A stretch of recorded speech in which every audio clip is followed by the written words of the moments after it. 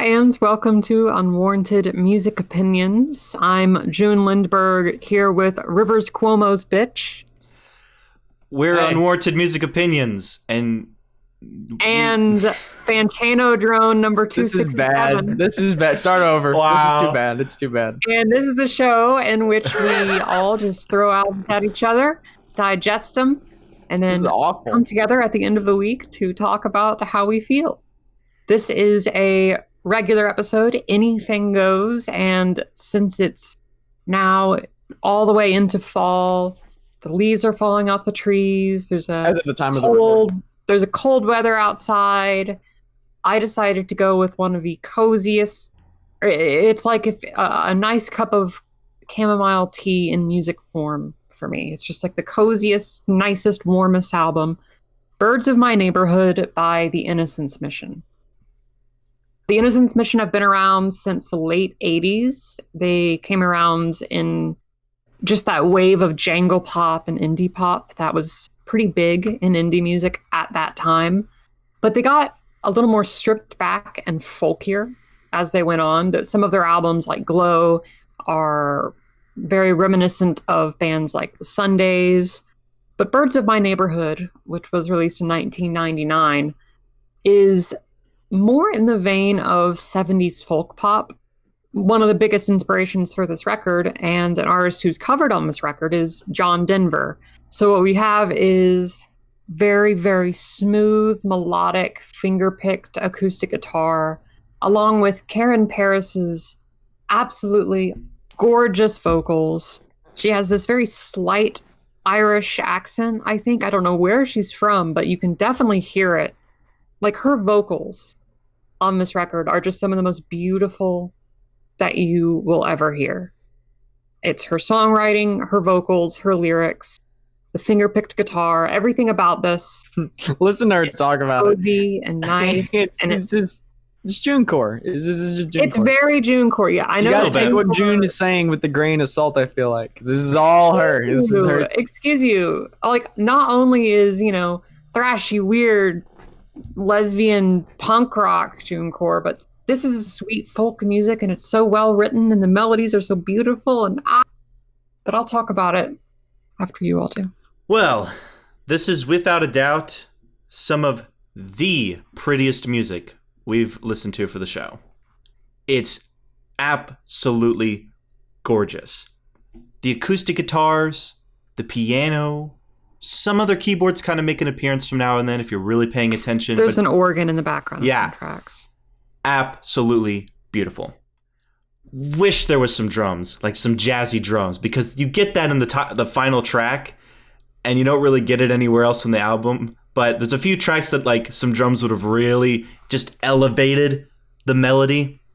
Speaking of melodies, yeah, June, the melodies on this thing are absolutely fire. The 1, 2, 3 hit punch of Snow to Lakes of Canada is breathtaking. Favorite moment on the whole album is that 1, 2, 3 hit punch. Follow Me is my favorite song by far. That's actually the John Denver cover. That melody, goddamn. But You Are the Light, July. Oh my God, July has grown on me a lot. That is a wonderful track. And then the opening track, Where Does the Time Go, grew on me a lot too. Mm-hmm. A lot of growers on this album for sure. Yeah, it's very subtle. Subtle. Subtle. I like saying subtle that way. It's awesome. Fucking vocals on this thing are some of the best. It really some of the best. Not only does it vibe so well with the music, but it is just so heartwarming. It's absolutely stunning. Not a big fan of the lyrics. They're okay. Really? They're okay. They don't do a whole lot for me. They punch the melodies really well. Straightforward. Yeah, but like, just... I think... I'm enraptured by the music so much that when I really read the lyrics, I'm like, it doesn't really do much for me. The lyrics are a little plain, I feel like, but they have an endearing quality because of that. I think that there's a lot of themes about... There's a lot of themes about love or heartbreak or the wanting of... like kinship, Well, I think there's that, but I also think there's quite a bit of introspection going on in the lyrics. And Where Does the Time Go? Snow. You Are the Light, I Was in the Air, with Lakes of Canada, with You Are the Light, with Going Away especially. I think there's a lot of moments where Karen discusses how she's feeling, and there's a lot of themes about change. Right. And what you envision for yourself. And I think that there's also a lot of very bittersweet, rustic, and pastoral imagery. Right. Going along Lakes here. of Canada alone is like, God damn. Yes, it fits absolutely perfectly in with the music, and it just adds to the bittersweet, like it just has that bittersweet, folky, rustic, pastoral, to use all those adjectives again. Like I said, atmosphere. They're not bad by any means. It's just when I'm coming to this album, it's the music that does it for me. When I read through the lyrics, they don't really hit as hard as I think they should. And I don't know why that is. I think it's just because there's not a lot of lyrical moments that stick with me. Like for me, and this has been a theme for this season a lot, where like the lyrics just don't quite hit the number. Because when I think of like amazing lyrics on this show, I mean, AJJ, Slint, Benji, I mean, those are like albums that and artists we've talked about where like lyrically, that's what I'm getting blown away by. Here it's the music, tenfold the music. But not to say the lyrics are bad by any means. This album is really consistent too. There's a few weaker tracks. I'm not too hot on Birdless. Birdless actually grew on me a lot. It has grown on me. And that's the only other track other than the closer, which has drums on it. Yeah. They're very, very light in the background.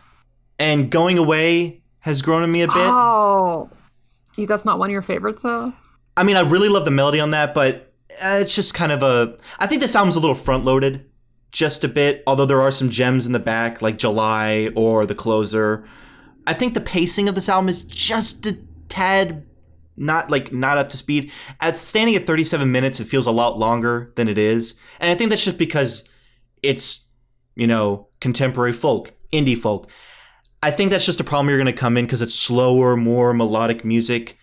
But it's also like, it's chorusless most of the time. Like it's kind of just moving through verses in some of the songs. So that may feel a little bit longer if you're not too entranced. But that's a nitpick because I'm so enraptured in the sounds because it's so beautiful. The way the production on this thing, I love the reverb on the vocals. It adds so much to her gorgeous voice.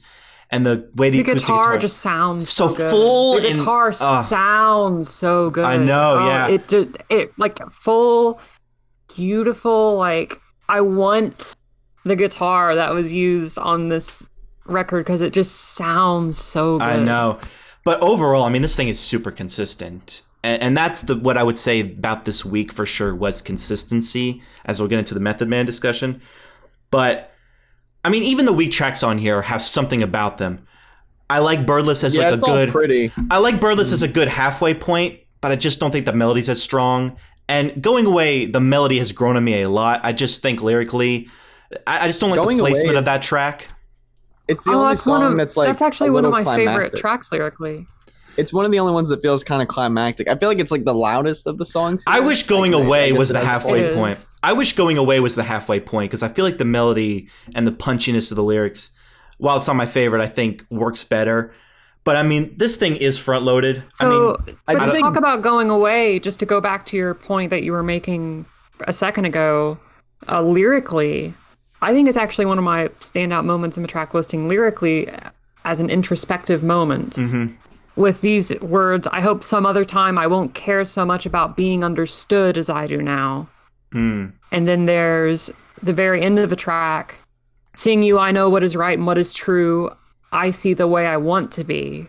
Saying that she's not quite where she wants to be, but she sees the way that she wants to be. And she hopes in the future she will be different in some respects. And that's a theme that I think goes throughout most of us. You Are the Light is an example. Where does the time go? I don't know what it is. It's kind of like a young person's album, I feel like a little bit. I don't know what it is. Just something about the lyrics just didn't quite stick with me. I honestly think it's because even though what she's saying resonates with me, the way she's saying doesn't really. Like, I get where she's coming from, but like she's not saying it in a way that I find to be all that, for me, like poignant or anything. Like there's no new observations here, so I don't really get anything out of it lyrically. Like, it's not music that I feel like is like a growing moment like when I hear it, and I feel like that's maybe the quality it has. I mean, I gotta say, it is relatable, but it isn't like super. It doesn't stick with me. It is pretty and like introspective, but it doesn't really land the way I guess it's landing with June. I mean, this album really did grow me a lot because a lot of songs just started coming to the forefront that weren't on previous listens. I mean, July, for one, it just really, really stuck out to me as a major highlight. July never grew on me. I think it was like the melody on that honestly, thing. I didn't even know. The melody on that song. See, I just didn't much care for it. Like, it didn't really stick with me as much as Going Away did. In fact, like every time July was on, I didn't even really catch the transition into Going Away. But once I figured out Going Away was on, like it kind of bleeds together. But I mean, those first 6 tracks, even if Birdless isn't one of my favorites, is flawless. It really is flawless. I think the good ones are scattered throughout, dude. Like, I think, I don't actually like Lakes of Canada all that much. Oh, really? I think it relies way too much. It relies on the refrain a lot, and I don't really like the refrain. I don't think love it's really that. I think it's good.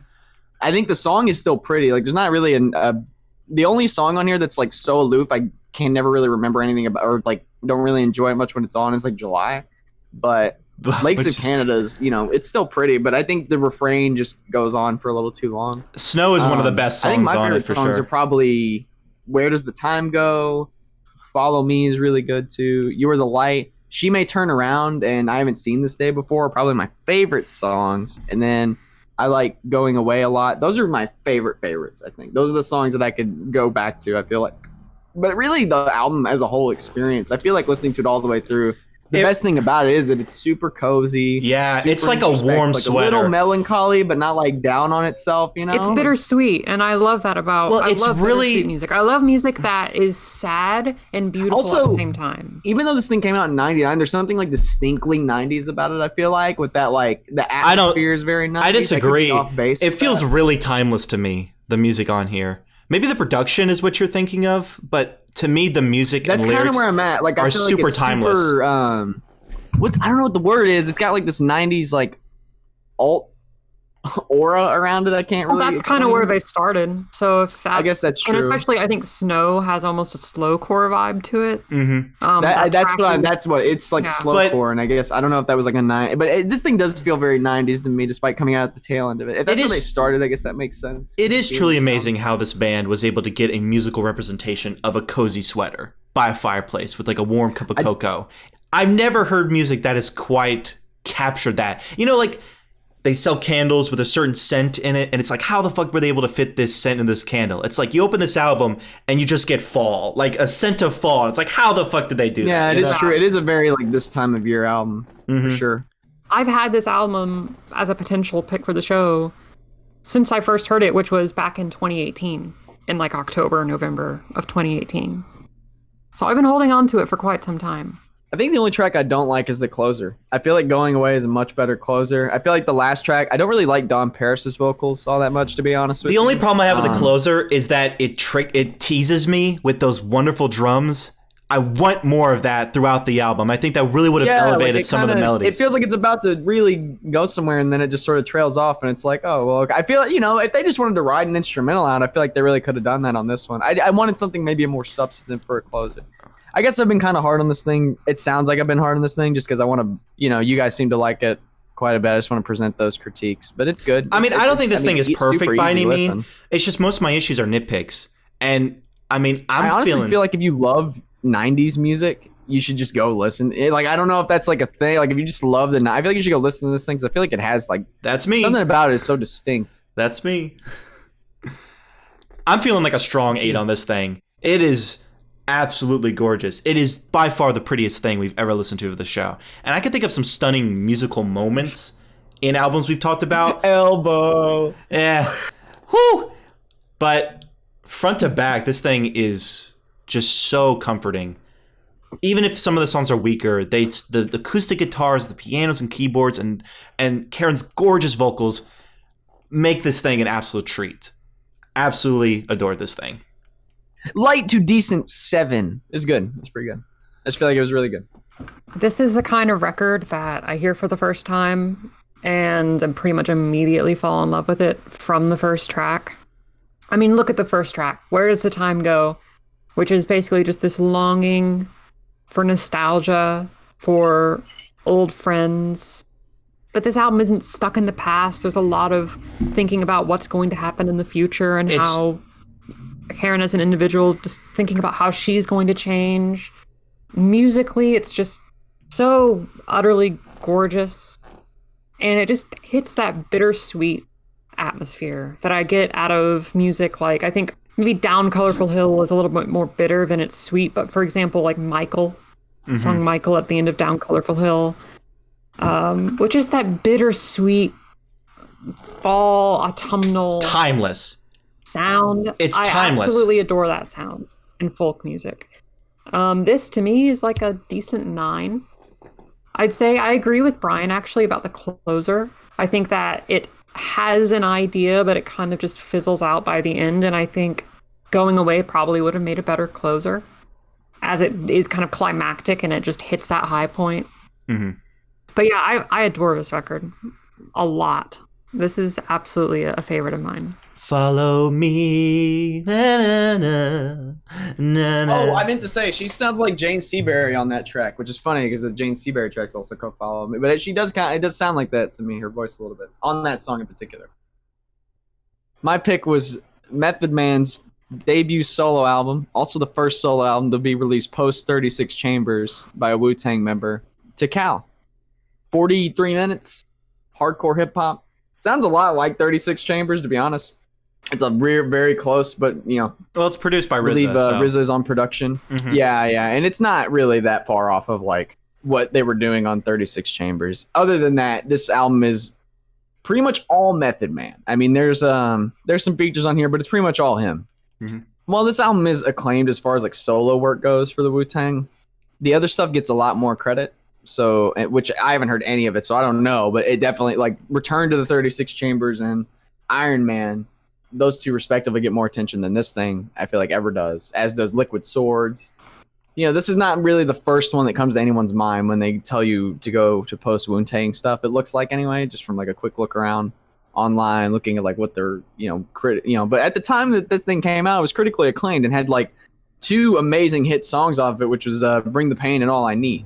You know, those 2 songs were huge hits. All I Need, I think, went on to win a fucking Grammy, as it was remixed a couple of times.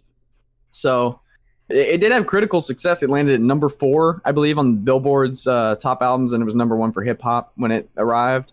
I don't know. 36 Chambers was a huge success, so I guess anyone, whoever hopped on this first to release was gonna, I feel like do really well as long as the album was, like, at least decent. But I don't know. I think this thing is actually pretty great.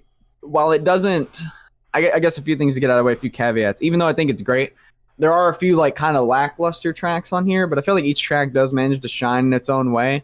So, maybe this thing isn't the most consistent of the bunch, which I guess we'll find out as we get deeper into these solo releases. But I thought there were some pretty, honestly, some fucking great rap songs on here. Like, some of my favorite rap songs that I've ever heard are on here. So I'm going to talk about those tracks first, I guess. My absolute favorite songs on here. Bring the Pain. Killer fucking rap song. Oh my god, just fucking verse for verse. Great refrain. Energy is, like, off the fucking charts. Like, Method Man is a kind of a character on Enter the 36 Chambers, but on here, I don't know, I kind of gained, like, a new appreciation for it because he really he's the star of the show, but he just has so much more personality than I feel like I gave him credit for on that first. I'm telling you, he's one of the best on 36 Chambers for a reason. All I Need. Incredible song, like, beautiful, but not necessarily for how it sounds. Honestly, but for, like, the content, ahead of its time. It's cool. It's like, it's actually like a love song, a rap love song, and I mean, this is with, like, a hardcore beat behind it. It's pretty. I don't know, forward thinking, I guess. You wouldn't see Dr. Dre doing some shit like this. Like, I mean, like, even rapping to the 2000s into, like, when you were getting, like, bling rap all the time was, like, fairly misogynistic. But this shit is like actually sweet. Yeah. Even if it's still got that grimy. You still got the power aesthetic, you. I feel like. Meth vs. Chef. Oh my god, fucking great verse, like, rap battle between Raekwon and Method Man. I love the Release Yo Delph. Release Yo Delph is it's incredible. It's the best song. Fucking Trumpet. Blue, what's her name? Blue Raspberry. Blue raspberry. The blue raspberry hook, incredible. Method Man refrain, incredible. Verses, incredible. Oh my god, like a fucking just amazing rap song. Twist on "I Will Survive," that melody, awesome. Dude, it's fucking great. Oh my god. The trumpet line. Awesome. Yes. Oh, dude. Yeah, you have the exactly right opinion. Mr. Sandman, really cool. Very like out of the left field beat. And then the closer, Method Man remix. A fucking great remix track. Yeah. I mean, straight like fucking awesome. So yeah, I don't know. Those are on the remix is really Meth cool. versus Chef. Fucking good. I love the like boxing ring introduction in the beginning of that track. I love that. There's a part like where Raekwon like kind of fucks up a line and has to like run it back a little bit, and it's awesome because they ring the bell again once he gets his like lyrical footing back. Oh man, love those songs. Those are my favorites. Solid debut from Method Man with some great lyricism. However, lyrically this album is super inconsistent. And this is something that I kind of noticed with 36 Chambers, but I was just so hyped by that album I didn't really mention it. But seeing one member on their own for 43 minutes, you notice it. Method uses a lot of the same bars throughout a lot of the tracks here, to the point where it's not only noticeable, but really noticeable. He's not like the best lyricist of the bunch, it doesn't seem like. And that's kind of apparent on the Wu-Tang record too. Yeah. You know what I mean? I noticed that his energy is just kind of awesome. His energy throughout this, his charisma and charm, off the hook. Mm-hmm. But I noticed that he falls back on a couple of lines a lot of times. Actually, he falls back on a couple of lines from his record, and he actually falls back on a couple of motifs from 36 Chambers. Yeah. Well, that's not, to be fair, that's not a problem. They're great. Yeah, I love those bars are great. But after you notice it, it becomes kind of a problem because it is throughout the entire record that he falls on these motifs. I love his charm and charisma. Go ahead, Jim. I was going to go off the point that we were just talking about, Chaz. The thing about that, falling back on these refrains, and some of the, like, this album ends with the exact same sample that ends 36 Chambers. Mm-hmm. Right? The "Don't Ever Teach the Wu-Tang Style" sample. But that was cool. And I kind of like that. It's cool, but it kind of leaves me feeling like this album is a little bit in the shadow of 36 Chambers. Yeah. And it's kind of really, it's not its own thing. So like, it's not Method Man's album. 36 Chambers did. Yeah, it's not Method Man's album. It's Method Man and Wu-Tang's album. Like, I feel like... I wouldn't go that far necessarily. Like, I think saying it lives in the shadow is maybe but they use the same samples. Like, I'll Let You Try My Wu-Tang Style makes another appearance on this thing. Like, it really is in the shadow. I think it's excusable to me because, like, it's awesome. I mean, Wu-Tang is such a cultural fucking force in hip hop, and also you got to think this thing is like, I don't know when like the Public Enemy records were, but this thing was like kind of, as far as I can tell, I'm talking about 36 Chambers, was like ushering in this like new era of hip hop, sort of like it was like this hardcore hip hop scene in the 90s. Oh, I appreciate that entirely.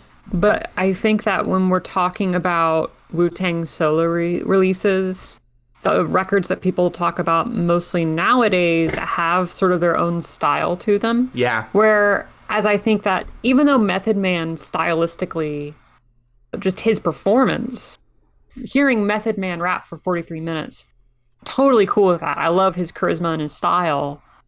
But I think the production actually... Yeah. While there are some great moments on here, there are some great moments. It's a little thin sometimes. The beats on this thing, I feel like they're a little skeletal. Yeah, the beats on this thing and not necessarily a good way. Yeah, there are some power bomb beats on this thing. Release Your Delph alone. Power bomb beats. However, a lot of they each stand out in their own way. Though. I don't think so. Like there's a few weak ones on this thing that just don't quite bring the snuff as like anything you get on Enter 36 Chambers. Well, here's the thing. Like, I think that it's a bit of a double-edged sword because on the first track, Tical, the title track, and on the second track, Biscuits, especially on Biscuits, it has this kind of shockingly minimal. Biscuits is probably I agree the most there. There's only 3 or 4 different things going on that track. I actually love it for that. I think it's a really, really cool track, and it's a different sort of style. But as the album goes on, there are other tracks that are kind of like that, but that don't fully go into that minimal aesthetic that I think end up sounding a little thin. They maybe have a little bit too much just dead space in them, or there's just empty space in the mix.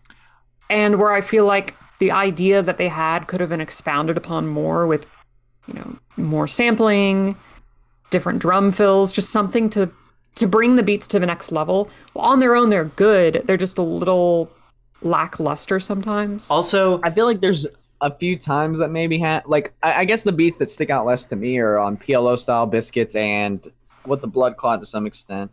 And I Get My Thing in Action. Those have like the least impressionable beats to me. But and to be fair, I guess if that's the case, you're relying more on the quality of like the performer. And even though I guess Method Man doesn't have like the lyrical, prowess of like a Jizza or a Ghostface, or even just going off of Wu-Tang, like a Master Killa or Inspector Deck. Like, he's just so punchy. Maybe outperform him too. He's got so much like he believes so much in what he's saying that it just comes across as like so authentic and infectious. Like, he's one of the most infectious members. That also unfortunately leads to saves him for me. Kind of another double-edged sword.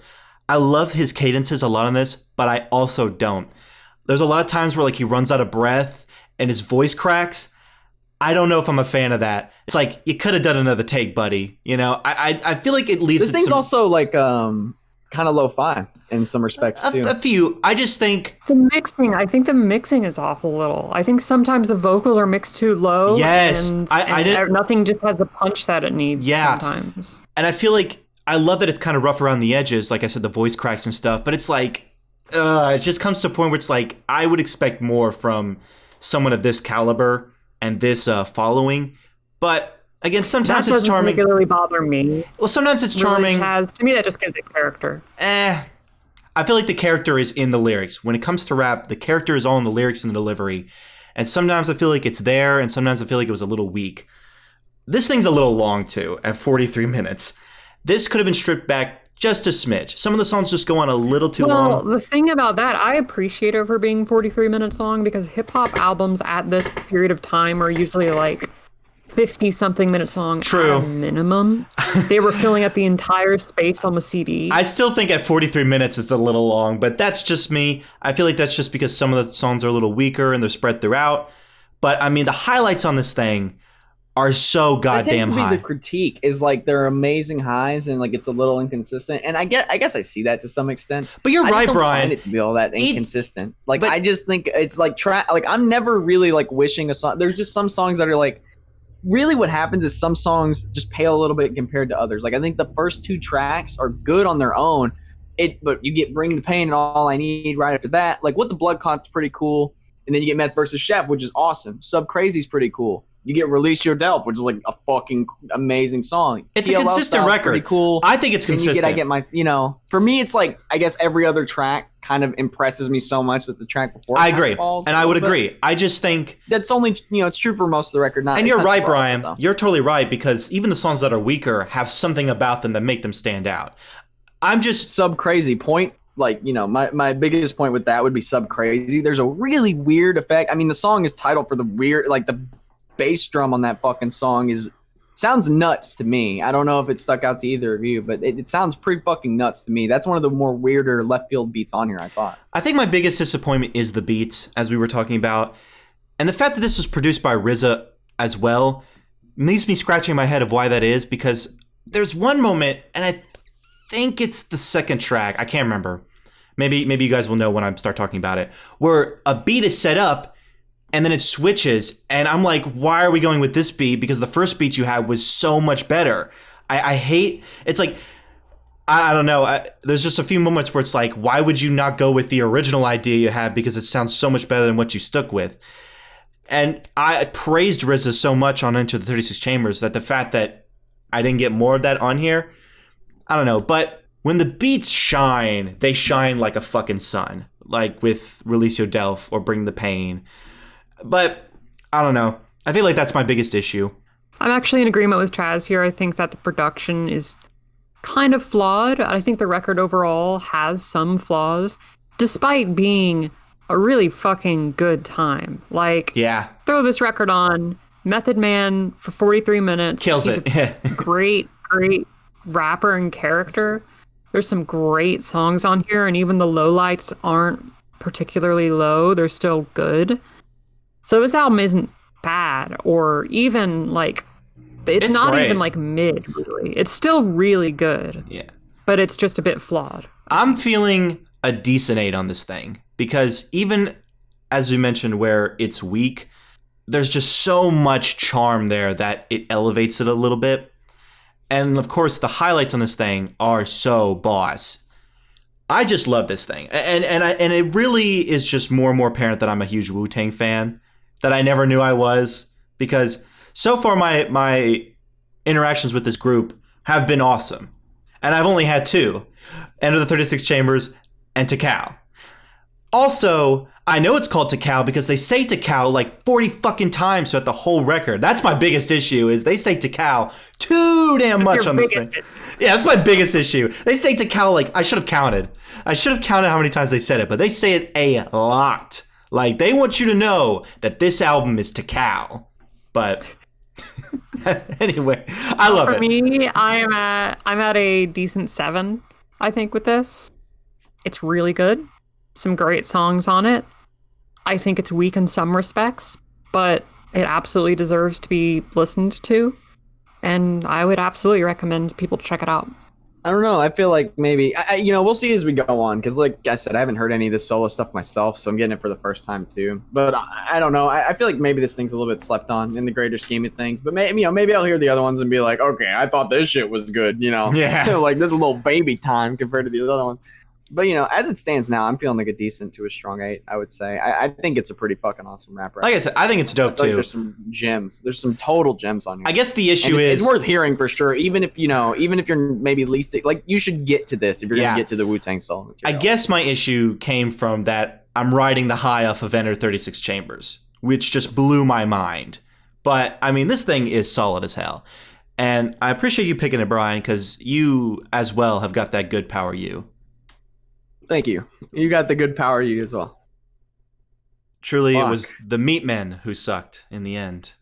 I chose the Meatmen, the debut in 1983 with We're the Meatmen and You Suck. Let me preface this before I go into detail that I love doing this show. That was a good sign. I love doing this show. That is a horrible way to start. I consider June... Right. I consider June and Brian some of my closest friends, like honest to God closest friends. Jointly one of your closest friends. I will invite these fuckers to my wedding. I think they're that close. You'll never get married. You can't see it, but I dabbed on him. Bonked. Keep going, bitch. Keep going. This season has truly been an interesting experiment in music listening, because I don't plan the outcomes of these things. I've said it before and I'll say it again. I can't predict how June and Brian are going to react to what I pick, because I'm always wrong. I've never once had a correct prediction. Whereas somehow these fuckers always predict how I'm going to react, which makes me sad, because I want that satisfaction. Simultaneously, you're the most predictable, but also completely unpredictable. I don't even know what you're doing for the next episode, and I couldn't guess if I tried. So I chose this album because it was some hardcore punk in the early 80s. I thought this would be a fun one because it's ridiculous as shit, super stupid, dumb caveman humor with some fun punk. I thought it would be fun. This is like, I don't know if it's caveman humor. I think the cavemen were more highbrow than this. Yeah, probably. So their single brow was a little bit higher than this. But to preference, I'm sorry, Brian. The cavemen wouldn't take the cheap shots. I'm not as sorry for June, because June Mike's has been pretty positive this season with me, with only a few duds. Brian has been suffering, and I feel bad because I don't want to stop doing this show. So, I'm not going to stop unless you start picking them right in a row. Like, but that's the thing. When we started this season and you picked like 3 really rough ones in a row, I was like, oh my fucking God. But let me preference that I didn't plan that. I never know how you're going to react. So when it happens, I'm like, shit. Like, I'm always like disappointed in myself. So I discovered... Technically not your fault. I know. So I discovered technically speaking. I discovered this group years ago. I was in a mom and pop shop in Lexington with my aunt with some really fucky like shit. Huge vinyl collection, a lot of weird clothing, a lot of just really odds and ends. Shit. I saw this t-shirt right in the front with this album cover on it that said, "We're the Meatmen and you suck." And I was like, hold on. This looks awesome. So I looked at the band and listened to a few of their tracks. I was like, this is awesome. Now, this is pre us doing the show. When we started the show, I knew at some point I wanted to do this group because they're like a cult band, cult 80s band, have a huge following, got the pedigree. They've been around since like they formed in 1979. It's like, this is perfect. This is like the perfect pick for me to find. But I wanted to wait because I had other picks I wanted to do. So then season 2 comes along. I'm like, all right, great. Now we can finally talk about the Meatmen. I listened to it for the first time. I decided, what better way to start than the beginning with the debut, you know? That's the album cover I found. It's like a story. It makes perfect sense. I listened to the album, and I immediately regretted that decision. Now, make no mistake, I like this thing. Wait, so you listened to it after you picked it for the show? Yep. That makes a lot of sense, actually. Because then I saw June and Brian's rating of this, and I was like, fuck. Because then I listened to it, and I was like, shit. I like this thing, but I don't love this thing. I actually have a lot of problems with this thing. But, which means he's still gonna rate it pretty highly. Yeah. You guys go first, but just know that I'm sorry, and this wasn't how it was supposed to go down. We were supposed to have we were supposed to have a laugh at the ridiculousness, but that's not what happened. So do your thing. Do your thing. So I'm gonna start with what I liked. Just gonna start with what I liked. Let's start with what we liked. So what was good? The chorus on "I'm Glad I'm Not a Girl" is really good. "I've Got a Problem" is a pretty good song. I laughed at the Mr. Tapeworm introduction. "Crippled Children Suck" is a funny song. They can play, and each song sounds different. So you know they've got some chops as far as like it's like, I mean, the noodling is terrible. Like when they're like doing like the up and down, like that sounds terrible. But they kind of do. They do understand how to make their songs stand out. At least a few of them are distinct. Look, I'm not June. The phrase is not getting much further than this. Let's just let Chaz be happy for a few seconds. I'm not happy. I listened to it too. I'm okay with.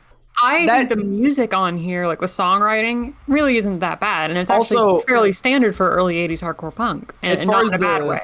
As far as the humor goes, like, is the biggest issue. Here's what I like about the humor. Here's what I like about that. Fuck. I think, like I said, I think "Crippled Children Suck" is like actually kind of funny, even if it's obviously it's very mean-spirited, edgy humor. But I think that one comes off as like actually so ridiculous because you know that the band's not going out and like playing, beating up crippled children. Well, what's funny? He literally says like, he's like, "Crippled children suck. Give them like braces that don't fit." Like it's obvious, it's cruel. It's obviously very like, you know, it's over the top. Yeah. Mr. Tapeworm's the same way. I fucking love that part where he's like, "This one's for my little buddy in my bowels." That shit sounds fucking amazing. It's like Rick Sanchez voice before Rick Sanchez. Like that part's fucking hilarious. That's pretty much it. Oh, and the part where he says he wants to fuck he's like, "The Freud was wrong. I want to fuck my dad." You know, that's awesome. One down, 3 to go. With no context as to why. 1 down, 3 to go. I like that song. It's funny because it's ridiculous. It's like I like Freud that is song. like everyone wants to fuck their own mother, and they're like, I want to fuck my dad. You know, like it's like, oh, okay, so Freud was wrong. You know, 1 down, 3 to go. 1 down, 3 to go is also like one of the better played songs on here. That's kind of where my praise ends. Also, "I Sin for a Living" I thought was horrible at first, but honestly, that one, the point of that song kind of grew on me. I mean, literally, the point is to be a terrible fucking person. So honestly, I really, that one really bothered me at first. It doesn't bother me as much now. Like the lyrics do go pretty far, but the song is literally about being as horrible a person as you can be. So this album, I kind of grant it, you know, is super offensive. It's a little weird for me, I guess. And it's to the point where I don't think because these guys have been around for a while. So obviously it's to be as offensive as possible. That's the point. And now, as we've seen on the show, here's the problem with that, dude. We've had many albums on the show that have that same motif. Sometimes it's gone over well, sometimes it haven't. For me, Bish Bosh, to be as ridiculous as possible, didn't go over well for me. There are some moments on this album where I legitimately cringe, to the point where I'm like, why? Like, I felt honestly bad. Like, I regretted my picking this. Because some of it is, like, this is the only album we've done, too, that is like, oh, that's fucking cringy. Like that is legitimately which fucking is crazy, cringy because it came out in 83, and the humor on this thing, I could see, like, middle school kids when I was in middle school making. Like, June asked me... But, like, the thing about it is, like... June asked me in the Discord, when did you find this band? And I didn't quite understand what she meant by that question. And then I listened to it. I was like, oh, shit. She probably thought I was a middle school Chaz album pick. It's not. Yes. It's not. Middle school me, even middle school me would have thought that this is too much. Because, where do I even begin? There are some points where I legitimately laugh out loud at this thing. I think it's hilarious. But there are some lines on this thing where it's like, even the worst ones, honestly, are like right at the beginning. I honestly think as you go on, it gets way more forgivable. I don't know. They just go. I don't know. I don't know if they're bad people or not. I'm just gonna, let's say I assume they're not. The first two songs go so far, so fast that it's honestly what paints my opinion. One so it's the use of some slurs and the missing context for the jokes, like tooling for anus. Hilarious title, but like there's a second verse on this thing where he says if someone were to approach him and he's like he paints this gay man is approaching him at a urinal and grabbing his ass, and he says I'll turn around and stab him with like a broken glass bottle. And there's nothing in that song or in the opening track, which by the way is like a 1 minute cringy fucking skit, like terrible fucking skit, that informs that part as like a joke or like, you know, I'm being totally ridiculous. It literally just sounds like he's just taking it that far to take it that far. And it doesn't really work because I have no idea where he's coming from when he's saying this. Also, it's 1983, so like beating the shit out of someone who's gay was like totally fine, like socially. Yeah. So, you know, that's the biggest problem with this thing. It's really just not fucking cool. Like, and he didn't give a reason to paint it, you know, as anything. There's two possibilities. Number one is that it's purely a joke. The offensiveness here is purely a joke, and there's somehow painting this character of someone who hates gay people as someone to be laughed at. That would be fine if there were any indication that were the case. And the fact that this is a hardcore punk release coming out in 1983 leads you to think that really it's not that likely that that's the case. The other potential is that they're just taking it that far to take it that far. They're being as edgy as possible for edginess' sake. I think that's what it is, if I had to guess. But the issue there, that is a running theme in music that I really, really don't like. Yeah. I really dislike edginess in music when I feel like it is not done for any purpose, or when I feel like it is not done from a individual's perspective.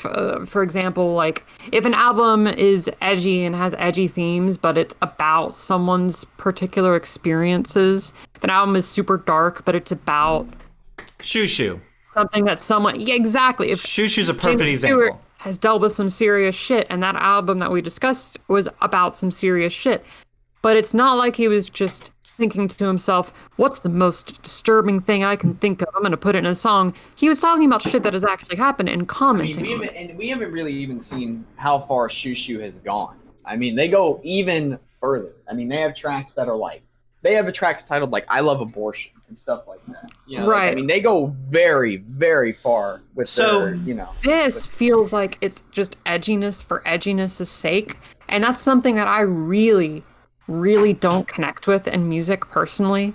Like, see, like that is the number one thing that will turn me away from a record. When something is edgy for edginess' sake, I tune out super, super quickly. And you get that a lot on the first sort of bit of this record. I agree with Brian that on the back half, especially, it's not as prominent. However, the humor there is hit or miss. It really is. Is really, really hit and miss to the point where it misses more than it hits, in my opinion. For sure. When he says, as far as like it is, it's about being humorous. I literally folded in on myself when he said dirty brown dishwater. I literally like folded like a fucking like. Oh, that's the song. That's the last. That's Meat Crimes. Yeah, like trying to get shit. Hate on. that shit. Come on, I mean, it's gross, but that one is honestly one of the ones where like it goes over a little bit better. When Tenacious D says Cleveland Steamer, I laugh my ass off. When the Meatmen say that's not dirty funny. brown, that one's way worse. Nah, that shit's hilarious. It's honestly funnier here because it's so gross. Like it's just like it's like, you know, this is honestly like I wish they were working more with topics like this, because that's when I feel like this is coming from a good, you know, they're just being absolute, like if you're, you know, being ridiculous for ridiculous sake is different from being edgy for edgy's sake. You know, there's nothing funny about like hurling.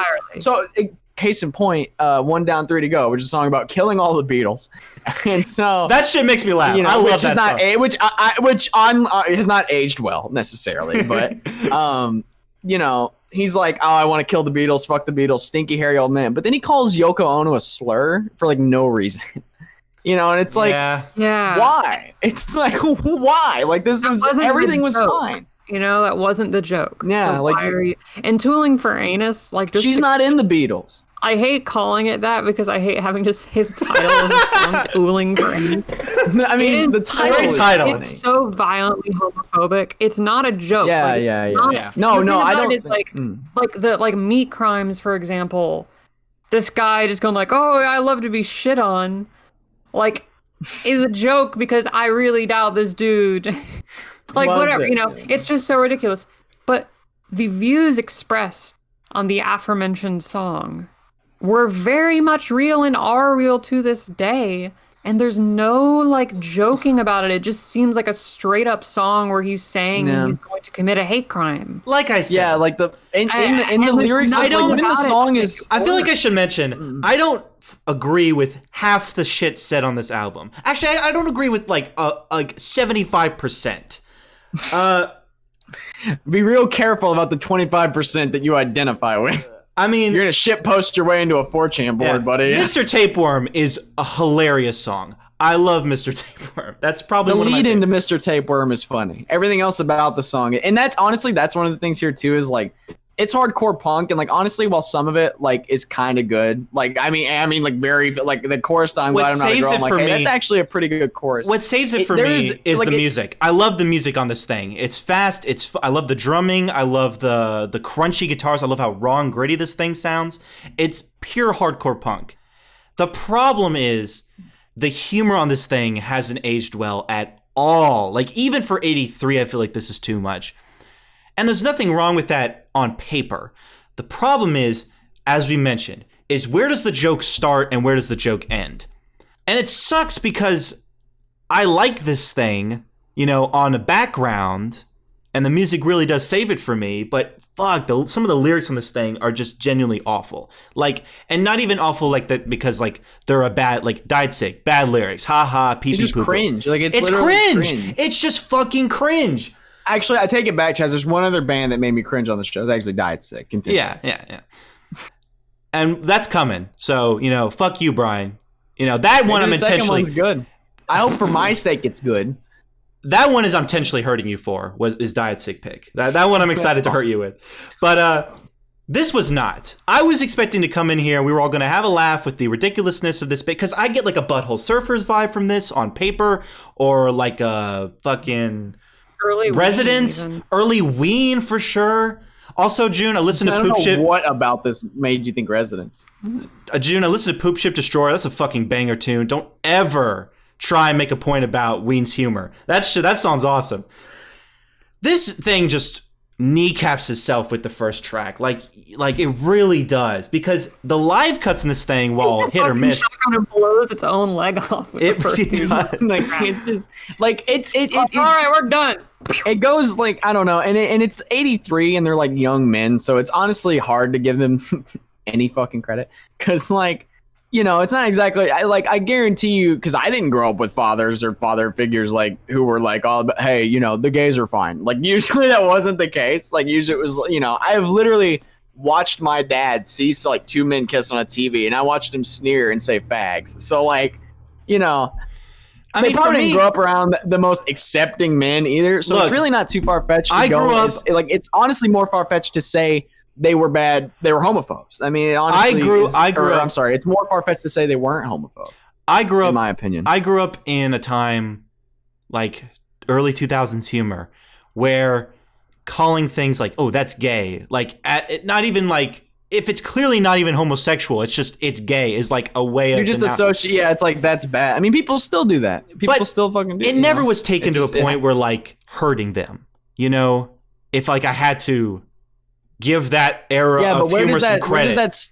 But where does that start and where does that end? Yeah, this thing is just homophobic. Like, there's no beating around the bush. And obviously, I can't... It's also a little bit racist. Yeah. I like to think... for my own sanity's sake of picking this fucking thing, is that it's just played it to be edgy. But obviously, that doesn't make it good.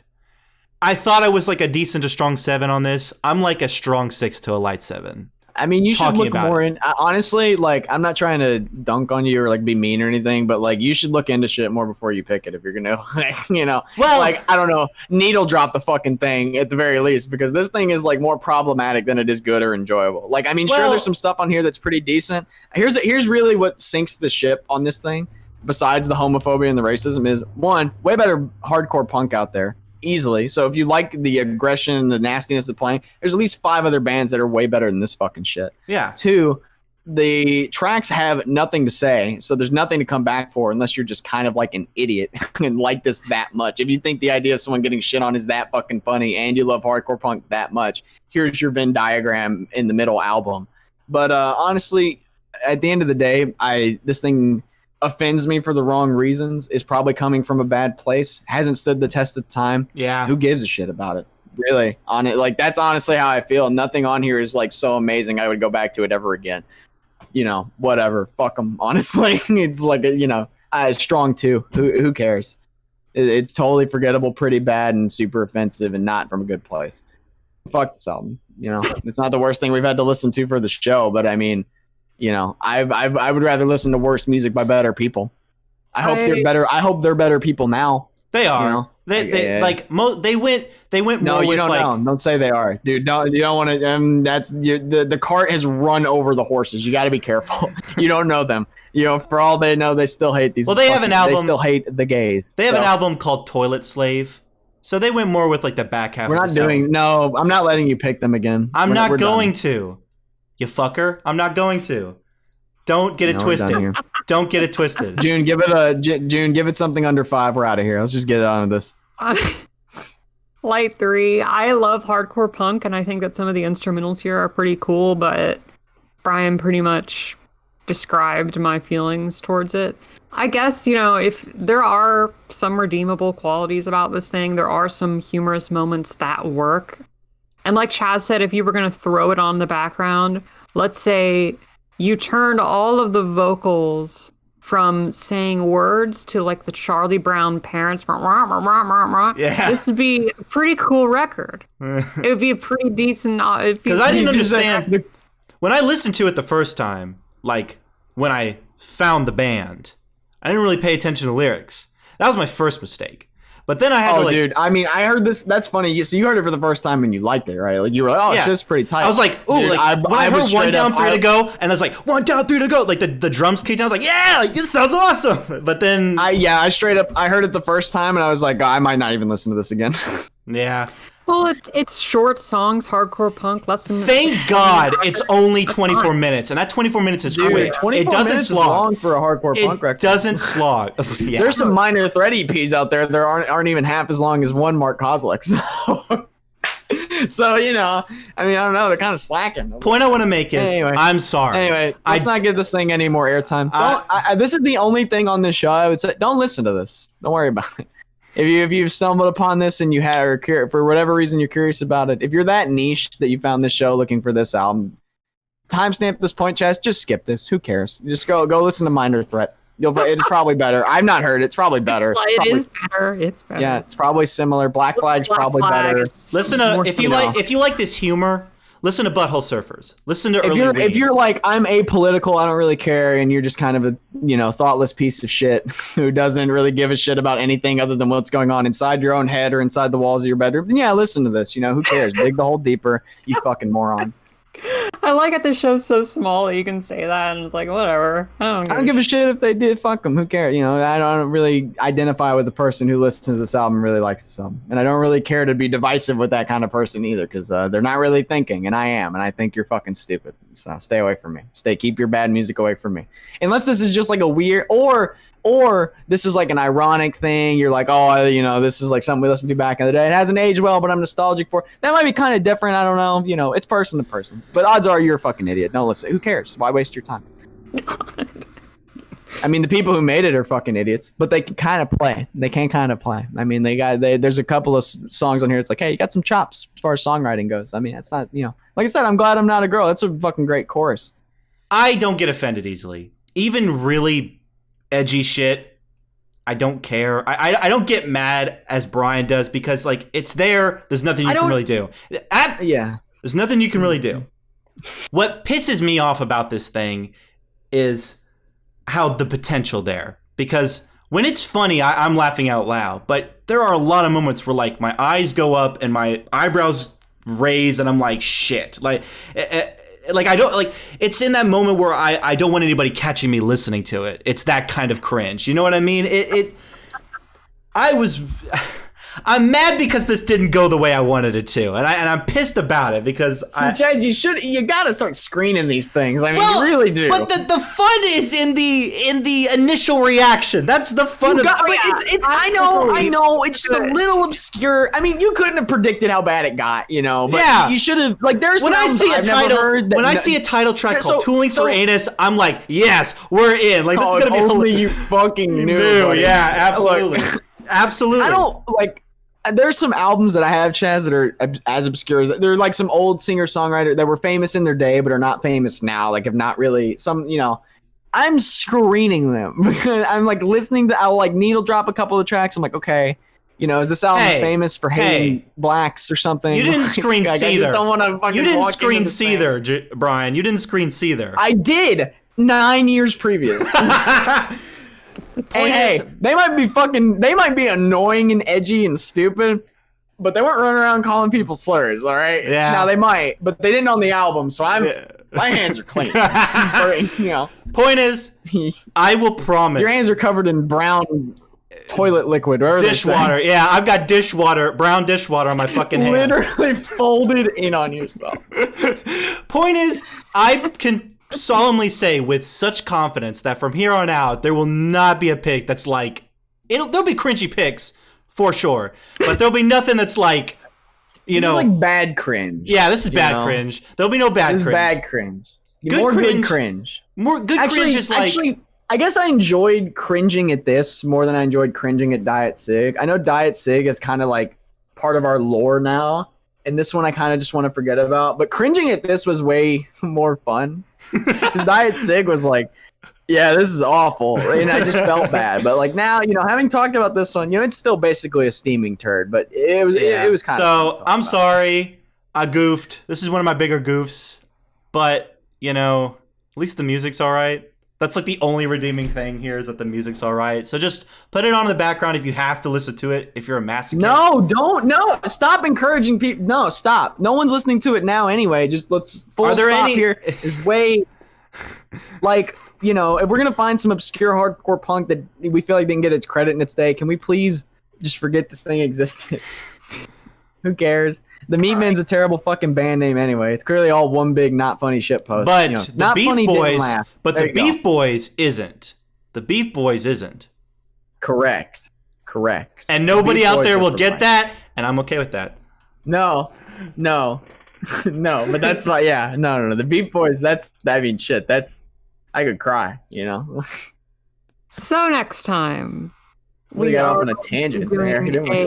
A very long tangent that Chaz is going to have to cut most of, I'd guess. I feel bad. I feel like Ragdoll don't give a shit. Chipmunks don't give a shit. Oliver Tree don't give a shit. Here I genuinely was like. At least Chipmunks was like, Chipmunks isn't. I guess this is better than that. I guess. But no. In terms of like our experience, I feel like a human being. Yeah, I just feel awful. Like I feel like I dug up something that I was never meant to be dug up, and now I know why that shirt was in that Mom and Pops, because the person who was a fan of that band re-listened to it and was like, "Oh shit, I'm not an awful person," and gave probably pulled all the fucking. Pulled their posters off the wall. Tape out of a cassette, like just pulled the posters off the walls, like very quickly disposing. Dumpster fire. Fuck. But thankfully, we're listening to music from today, where it's not racist or homophobic. We're doing 2020 again. Thank God. 2020 albums. We're picking albums from the year 2020. June, what's your pick, bitch? We are going to do another lovely, autumnal, beautiful. The word is too big for me. Guitar. Lovely. It's very similar, different in a few key ways, but very similar to the Innocence mission. But we're doing a 2020 record. I heard this yesterday. I didn't realize it had come out already. Adrienne Lenker's humbly titled Songs. We're gonna do. I'm gonna go totally left field here and do something. A highly awaited follow-up of mine. We're gonna do Anna von Hauswolf's All Thoughts Fly. We're gonna do, I think this is like a drone record, but her last record was like this like very obscure genre that's only for virgins called neoclassical dark wave. And that album, that I love this. It's such a very cool, kind of it's a cool genre. I don't know. It's just so dark and atmospheric but this one's like more of a drone venture, it looks like, but I was curious about it. Why not do it for the show? I think it'll be worth talking about. Chaz might hate it, but that's okay. I really wanted to talk about Flaming Lips again on this show, but I didn't want to waste the sequels for it, because I mean, like, while they're one of my favorite bands, it's just like I feel like any album I pick here is I don't know, a couple sevens, like fuck that. So when I heard that they released an album this year that is not only good but like really good, like 8 from Fantano good, I was like, oh shit. Because while I loved King's Mouth music and songs, Flaming Lips haven't been like on the map since like Embryonic, and even that one's a fucking weird experience.